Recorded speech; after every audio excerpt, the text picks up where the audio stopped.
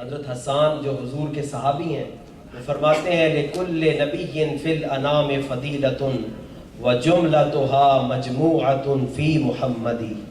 ہر نبی کو اللہ نے کوئی نہ کوئی خاص خوبی دی، کوئی نہ کوئی خاص معجزہ دیا، کوئی نہ کوئی خاص شان اور فضیلت دی، لیکن وہ فرماتے ہیں رب نے وہ ساری کی ساری شانیں اور عظمتیں ایک ذات میں جمع کر دی، اور وہ ذات ہے ذات محمد مصطفیٰ۔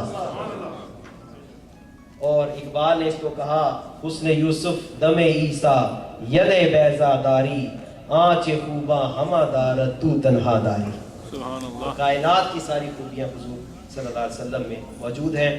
تو جہاں ذکر خدا کیا جاتا ہے، اللہ کے پاک کلام کی تلاوت کی جاتی ہے، وہاں ہی ضروری ہے کہ اس کے حبیب کی شان اور آپ کی مدح اور آپ کی نعت بھی بیان کی جائے۔ تو نعت مصطفیٰ قرآن میں بھی اللہ نے اپنے حبیب کی نعتوں کو، حضور کی شان کو، حضور کی صفات کو بیان کیا ہے۔ تو نعت مصطفیٰ پیش کرنے کے لیے سب سے پہلے ہمارے درینہ ساتھی جو کئی سالوں سے ہمارے ساتھ بے لوث خدمت کرنے والے دوست ساتھی میری مراد سید وقار شاہ ہیں، تشریف لائیں اور بارگاہ مصطفیٰ صلی اللہ علیہ وآلہ